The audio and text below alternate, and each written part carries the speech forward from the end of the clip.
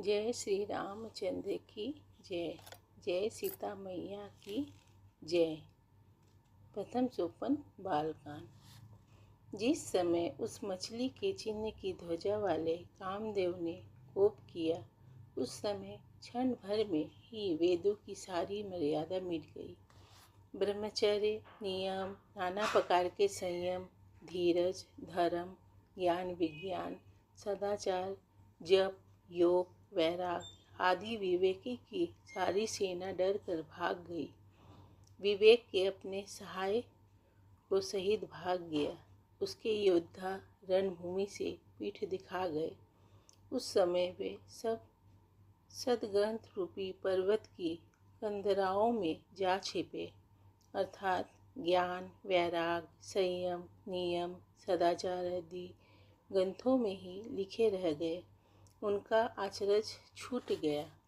सारे जगत में खलबली मच गई और सब कहने लगे, हे विधाता, अब क्या होने वाला है? हमारी रक्षा कौन करेगा? ऐसा दो सिर वाला कौन है जिसके लिए रति के पति कामदेव ने कोप करके हाथ में धनुष बाण उठाया है? जगत में स्त्री पुरुष संज्ञा वाले जितने चर अचर प्राणी थे, वे सब अपनी अपनी मर्यादा छोड़कर काम के वश हो गए। सबके हृदय में काम की इच्छा हो गई। लताओं बेलों को देखकर वृक्षों की डालियां झुकने लगी। नदियां उमड़ उमड़ कर समुद्र की ओर दौड़ी और ताल तलैया भी आपस में संगम करने मिलने जुलने लगी। जब जड़, बीज, नदी आदि की ये दशा कही गई, तब चेतन जीवों की करनी कौन कह सकता है?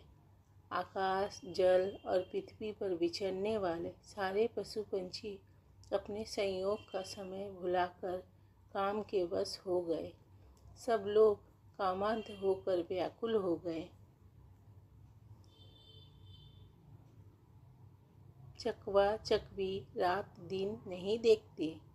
देव, दैत्य, मनुष्य, किन्नर, सर्प, प्रेत, पिशाच, भूत, बेताल ये तो सदा ही काम के गुलाम हैं। ये समझकर मैंने इनकी दशा का वर्णन नहीं किया। सिद्ध, विरक्त, महामुनि और महान योगी भी काम के वश होकर योग रहित या स्त्री के विरही हो गए। जब योगीश्वर और तपस्वी भी काम के वश हो गए, तब पामर मनुष्य की कौन कहे?